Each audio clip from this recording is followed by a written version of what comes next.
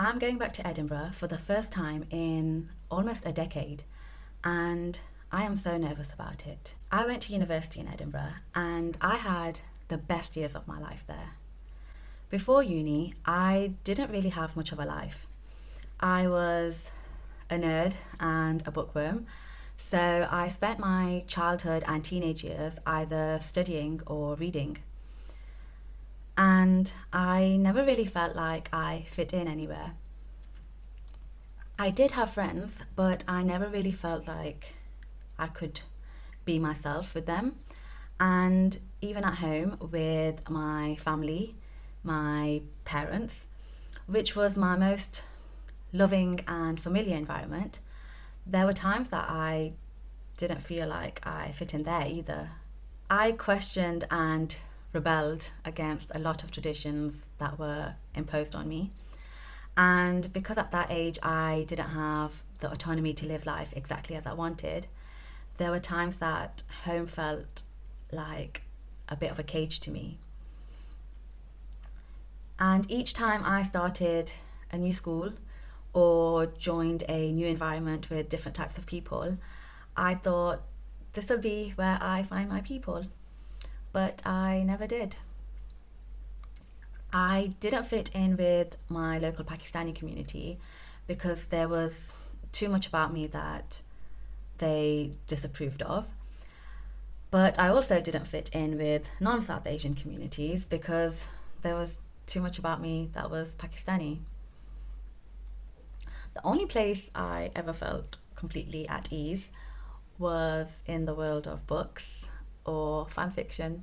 By the time I was in my late teens, I had just accepted that I was a weirdo and that I would never feel completely comfortable anywhere. But then Edinburgh happened. I loved my time in Edinburgh. I feel like that's when my life started. They were the most fun and transformative few years of my life. I immediately found a group of people that I fit in with. Naturally, I didn't have to do anything, I was just myself. And we had nights where we'd stay up having deep conversations, but then also nights where we'd go on spontaneous adventures. And I loved what I was studying. I was studying philosophy and psychology, and I was so into it. For the first time in my life, I was encouraged to question everything and discuss every curiosity. And it was because of Edinburgh that I got to fulfill my dream of going to California. I'd been obsessed with California ever since I watched the OC as a teenager. And because of Edinburgh's exchange program, I got to study in California for a year. But the best thing about my experience in Edinburgh was that I had space and permission to be myself. I was the most authentic version of myself, and I lived life exactly as I wanted, whether that was in how I dressed, what I talked about, who I dated. It was actually in Edinburgh that I finally came out as bi, even though I'd been attracted to women for years before that. So by the time I graduated, I was in the best position possible. I had graduated with a first class degree from a very good university. I had amazing friends, and I was the best version of myself. I knew who I was passionate about everything, and I had proved to myself that I could achieve any goal that I set. And the next steps of my life were supposed to be that I would move to an exciting city and excel in my career and continue to have fun with my friends and meet the love of my life and go on exciting adventures. But then I graduated and life has not been how I expected. I moved back home, which, to be fair, I was nervous about. I knew that if my teenage self had struggled to fit in at home, then my post university self would struggle even more. And I did. But that wasn't the only thing. A few months after I graduated, my mom got very, very sick. And we almost lost her. Thankfully, she survived, but she spent a long time in hospital. And all of a sudden, I went from a life where all I did was study and hang out with my friends to firstly worrying about my mum and whether she'd be okay. And secondly, taking care of my mum and my youngest two siblings, who were very young at the time. And then after that, it was just one thing after another. I won't trauma dump or go into all the details, and the details aren't what's important here anyway. But in summary, there were more close family illnesses, very serious ones, lots of stress, lots of conflict within the family, and with me being the eldest sibling, I was in the position of taking on a lot of responsibility. And I think I did the best that I could in that situation. But then I did some things that weren't very wise. One of which was moving back in with my family. I had moved out at some point, but then I moved back in during COVID, which seemed like the most sensible decision at the time because we were in lockdown and my family was my bubble. So I was spending most of my time with them anyway. But it was the worst thing for my mental health because even though I love my family a lot, there are lots of issues and differences between many of us, and there just wasn't a stable or peaceful environment at home. And once I moved back in, I stayed there longer than I should have. I also was in a relationship which was not good for me. It actually gave me really bad anxiety, but for some reason, the thought of ending it gave me panic attacks. So again, I stayed in that relationship for way longer than I should have.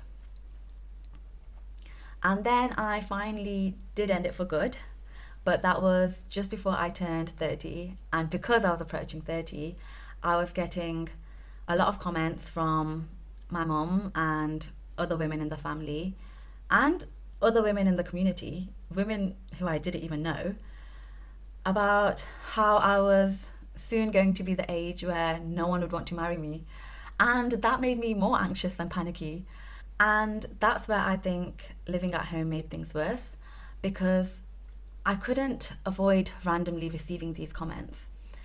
When guests would come over or certain family members would come over, I would avoid them because I knew these were the types of things they'd say. But I'd still hear them from my room saying these same things to my mom. So by the time I was 30, I just felt like a failure. I wasn't living the life I wanted, but I also wasn't living the life that made my parents happy. I had side effects from anxiety, like sensory overload and getting overstimulated easily in busy environments and social environments. And I was feeling quite lonely because over those years I had drifted apart from a lot of my friends. And in all that time, I didn't go back to Edinburgh. At first, there was no reason for it.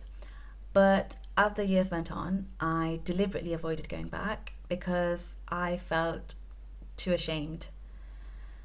After everything Edinburgh had given me and that I had experienced there, I felt like such a letdown.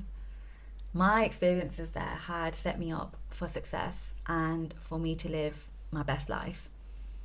And I felt like I'd completely wasted that. I can so vividly remember the girl that I was then, how happy I was and how passionate I was and how excited I was for life and how hard I worked on everything. And I felt that if she could see me now, she'd be so disappointed and heartbroken. I feel like she'd say to me, after everything I did, after how hard I worked, how are you not living the life that you dreamed of? And after the great relationships we experienced, how could you be having panic attacks for someone who clearly isn't right for you? And how have you gone back to feeling misunderstood and stuck like your teenage self? I thought that was a thing of our past, not our future. And why are you lonely again? What happened to our friends? So, even though Edinburgh is my most favourite city in the world, I haven't gone back because I haven't felt worthy of it yet. I feel like I should be more successful and feel more like myself and become someone that I'm proud of again before going back. And also, I'm a bit embarrassed to meet my Edinburgh friends because it feels like everyone else has moved on. They enjoyed their time at university and maybe even sometimes they're nostalgic about it, but they've moved on. They're traveling the world and doing new things and making new friends or getting married. Whereas me, it feels like I didn't move on. I don't really feel like I achieved anything great or experienced anything great since then. I still look at my time in Edinburgh as the best years of my life, except now I get embarrassed to admit it because it feels like I'm one of those people who peaked at college and is always reliving the glory days instead of actually progressing in life. But I recently reconnected with an old uni friend and we were planning a holiday and he suggested meeting in Edinburgh. And obviously I resisted at first for all of these reasons. But then I agreed. I've got friends there and I can't wait until I feel ready because I don't know when that will be and who will even be around then. So I'm going. Even though I initially was opposed to the idea of going to Edinburgh, as I got closer to the trip, I started to get excited too. I did also wonder if my perception of Edinburgh would be different this time. I've always thought of Edinburgh as this beautiful, magical city, but over the past few years, I started to wonder whether I only felt that way because of how happy and free I felt then. Like when you're in love and everything looks beautiful. I wondered whether the magic was in Edinburgh or if it was just in the version of me back then. And would I still find it beautiful going back there as this version of myself? I was so emotional when the train rolled into Waverley Station. I hadn't even gone into the city yet, but just approaching the train station made me feel so nostalgic. I'd made this journey so many times as a student, and this city had been home to me. For this weekend, I was staying with one of my friends who works at the university, and not only was he kind enough to pick me up and drive me back to his house, but he also took a slightly longer route home to drive past all the places that he knew I'd like to see. I also got really lucky with the weather because Edinburgh was so sunny all weekend, and everything looked extra beautiful in the sunshine. I had a little rest at his house because the train ride had really tired me out, and then we went for dinner that night and I had a yummy steak while we caught up. The next day I met another friend. This was the friend whose idea it was to meet in Edinburgh, and we spent the day together. First we had brunch at a cafe just off the Royal Mile so we could catch up, and since the weather was so good we sat outside and people watched at the same time. After brunch, we walked around George Square campus, which is where a lot of the university buildings are, and also around the surrounding areas. I had braced myself for some negative emotions, and it was a strange experience to be visiting the buildings that I used to spend so much time in, and the streets that I used to walk down every day. I felt like I could see the ghost of my past self walking down the street, or sitting in the library with her friends. And it was a weird feeling that even though I was in the same place, those experiences felt like they were in a completely different world. But I had been prepared for these emotions, so for the most part, I was okay. Then we explored the rest of the city. Also, I just want to say, Edinburgh is still as beautiful as it ever was. The magic wasn't just in me. Edinburgh actually is magical, and there was so much that I'd missed about it. All the cute and quirky cafes and bookshops, the tourists taking photos of everything, the buskers on the Royal Mile, the outspokenness and activism of students. It's a city that feels alive, but in a gentle, fun way, not in a manic, hustling kind of way. We ended up at Princess Street Gardens and we had a fun, lazy afternoon there, chatting and just soaking in the vibes. Also, it turns out my friend is a really good photographer, and so we also went around and found cute spots to take photos at. The next day, I met some other friends for brunch at this place called Duck and Waffle, which was really cool. And then me and one of the girls had plans to spend the rest of the afternoon together. We walked through Princess Street Gardens and then went to Waterstones. I love Waterstones, and the one in Edinburgh is absolutely stunning. It's definitely the most beautiful Waterstones that I've been to. It's big, but it still has a cosy atmosphere. It's got these gorgeous staircases that go off in both directions, and the cafe has a view of Edinburgh Castle. So we sat there and had tea and spent ages chatting. Then the next day, I spent the morning walking around and then said goodbye to Edinburgh and caught my train back home. I'm back. I've actually been back for quite a while now. It's been 3 months. So let's talk about it. Firstly, I'm really glad I went. That was a really good weekend, and for the most part, it was quite enjoyable. There was one part that I didn't quite enjoy, and I'm just going to talk about that first, very briefly, just so that I can acknowledge it and get it out of the way, so that I can then focus on talking about the positives. So, the part that I didn't enjoy was one of the meals where I met a group of friends. They had all stayed in touch and stayed friends since graduating. And so when we were hanging out, they were talking about their shared experiences over the last few years, like attending each other's weddings and holidays that they'd been on. And it made me quite sad to know that these friendship groups that I was once a core part of, I was now an outsider to. And obviously, I know that it was mostly my own fault. I was the one to step back and not stay in touch.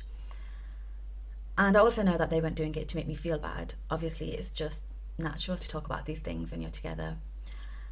But yeah, I was feeling quite down after that. So now that that's out the way, onto the good stuff.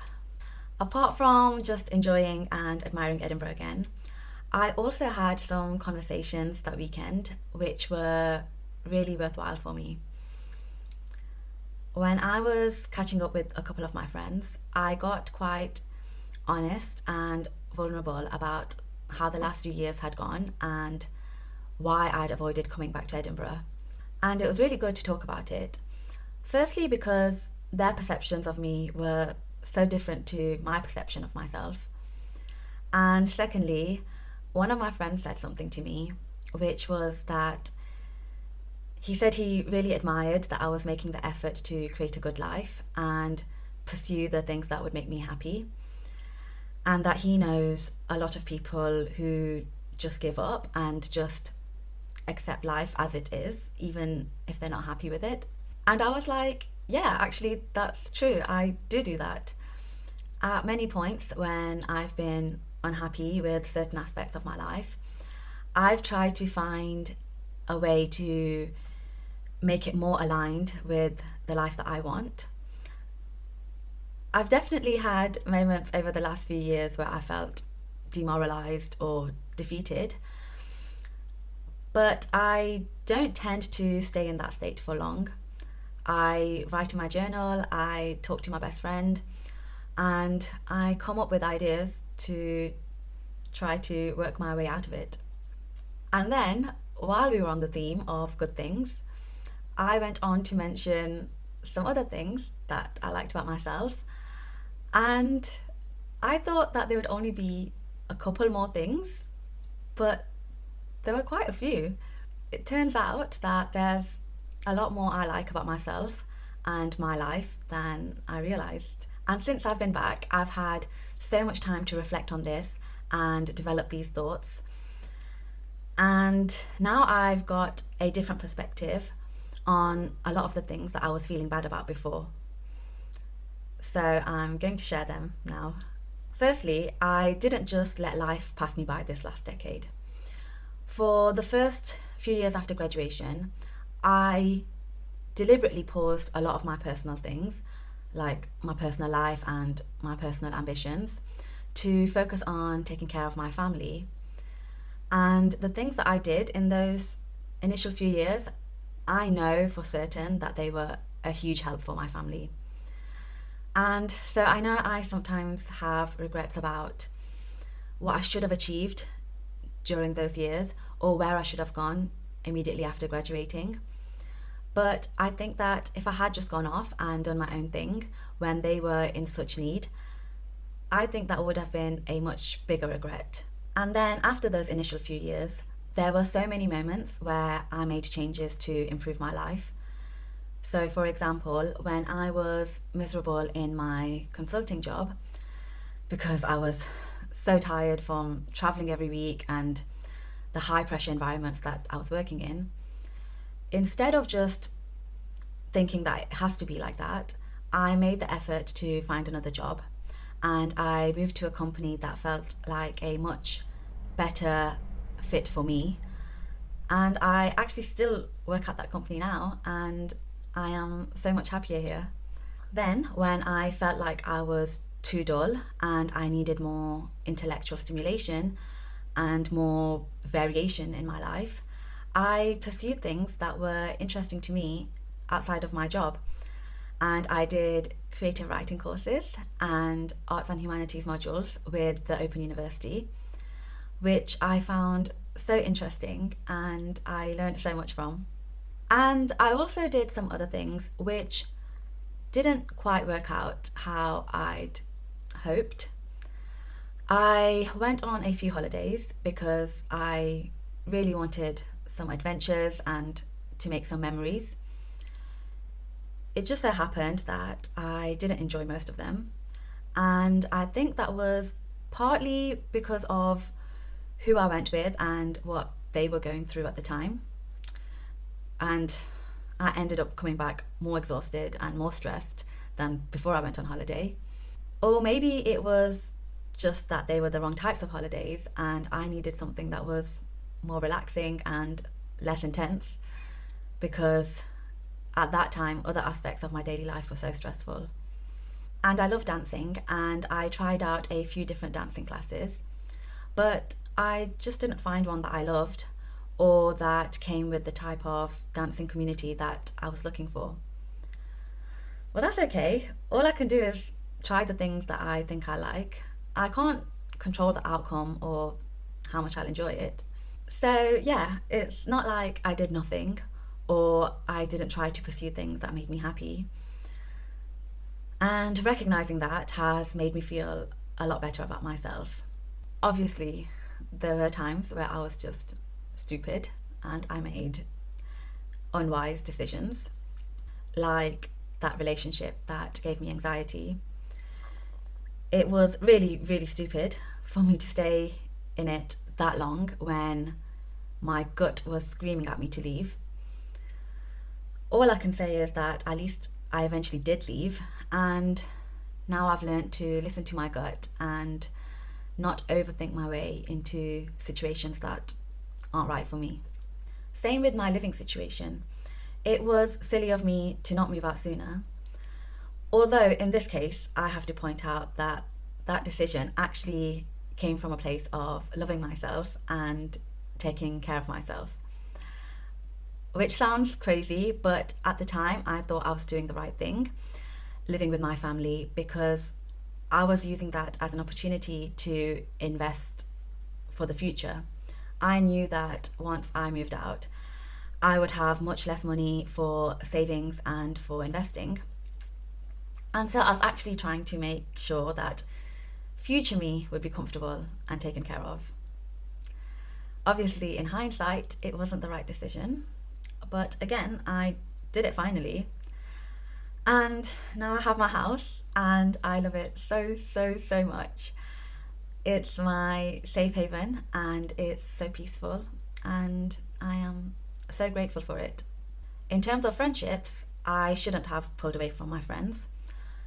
I still have that regret and I think that the friendships that I lost, I don't think they will ever go back to the way they were.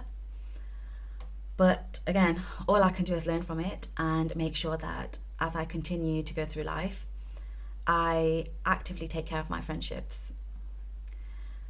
And also that I communicate when I'm upset, which I don't think I was good at doing before. I would just pull away when I felt hurt or abandoned by someone. So I need to not do that in the future. And finally, achievements and success. I think this is the thing that was the biggest factor in me feeling like a failure. I haven't achieved what I had hoped to achieve with my creative work yet. But again, it's not like I did nothing. I went through phases where I worked very intensely and I produced a lot of poems.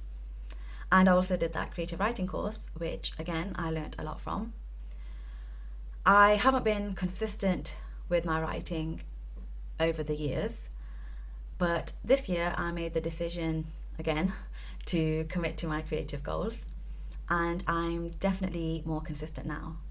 I'm still not achieving my goals at the rate that I want to, but that's because I'm not pursuing them with the intensity that I used to pursue my goals when I was younger. When I was a student, I was a full-time student. The only thing I had to do was study, and I was a humanities and social science student. So I didn't even have many contact hours. I had like 6 hours of lectures a week. So yeah, of course I could achieve my goals when I had so much free time and that was the only thing I had to do. And of course it was so much easier to have fun and adventures with friends when I had so much time and so much energy. But now I'm trying to pursue my creative goals alongside a full-time job and hobbies and fitness and social time. And of course, I could just go super intense and just go to work to do my 9 to 5 and then spend the rest of my available time working on my writing. But I've decided that I don't want to sacrifice those other aspects of my life.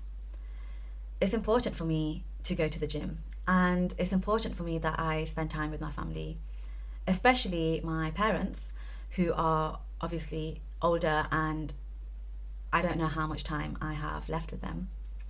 And whilst I'm not as social and extroverted as I used to be, I do still want to make time for friends and to go on dates. So I will just have to accept that it will take longer to achieve certain things when I can only work on them a few hours a week, rather than spending all my waking hours on it. Although, having said that, I do think I've lost some of my intellectual capabilities. When I was younger, I could study for hours, but now I can't seem to do that with my writing. Even on days where I've got many hours to write, so when I'm on annual leave and I've got the whole day free, I find that I can still only write for an hour or so before my brain gets tired.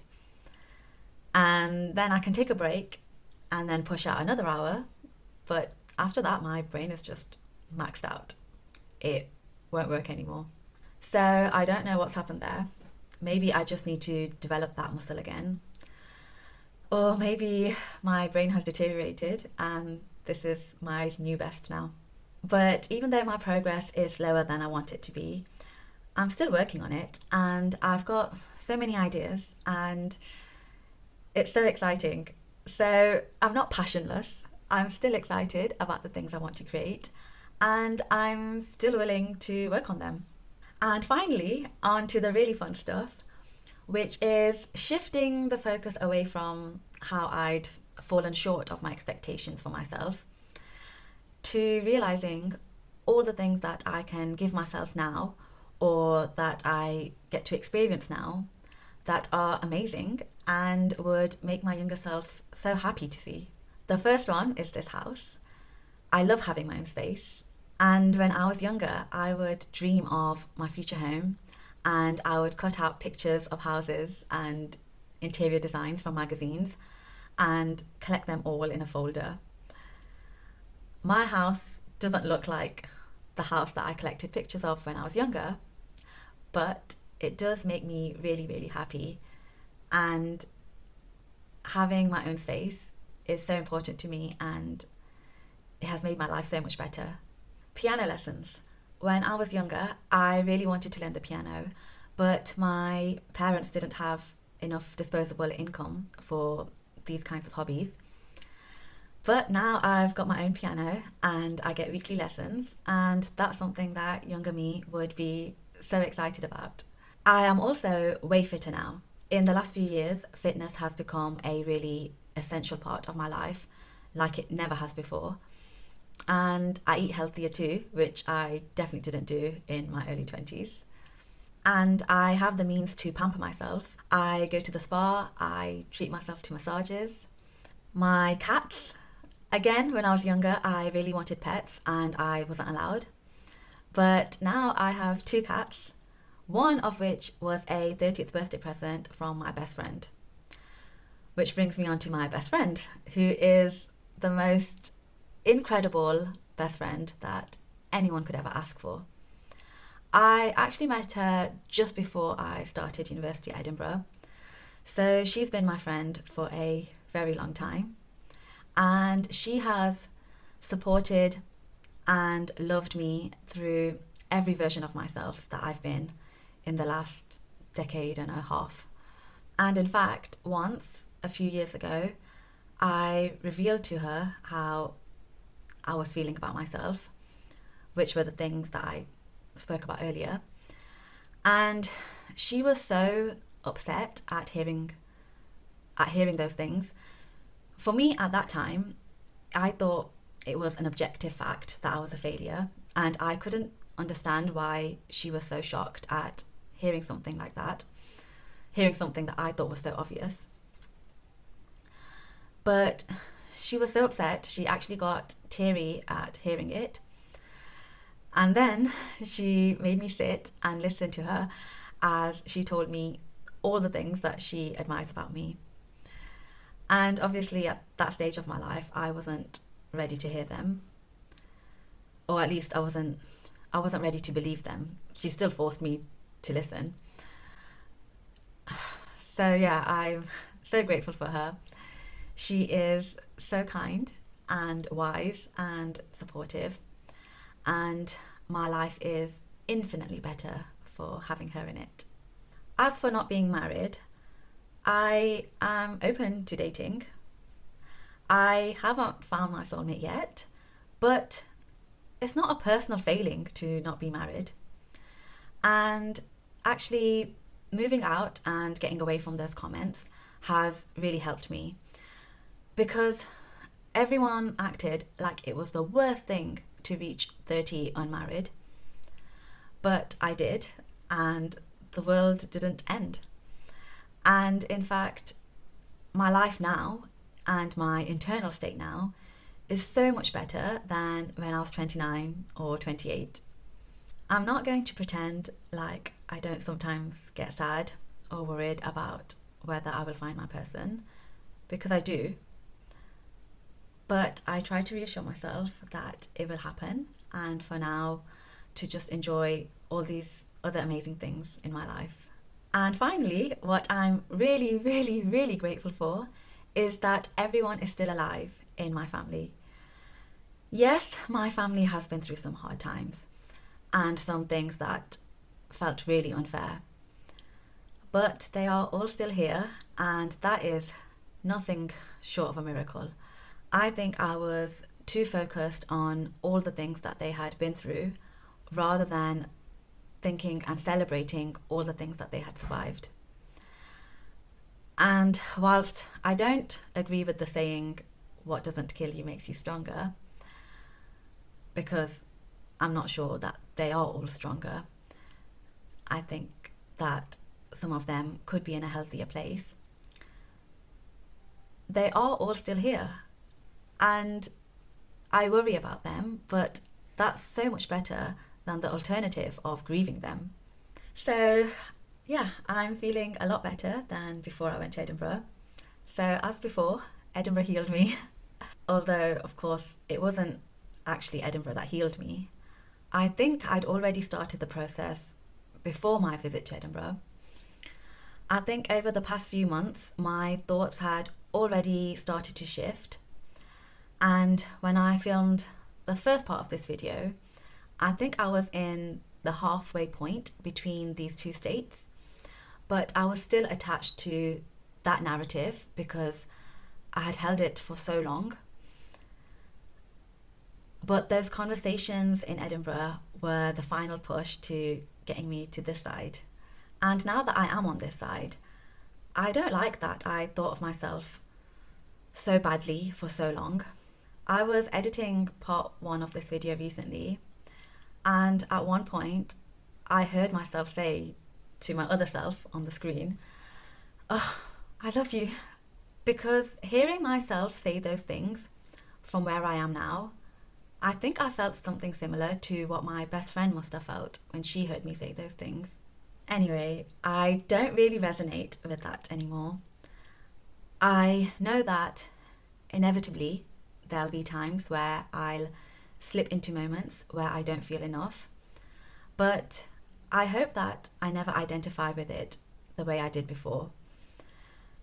And I do feel capable again now, but I hope that in the future, if there are times where I'm not achieving things, I hope that I never speak about myself like that again.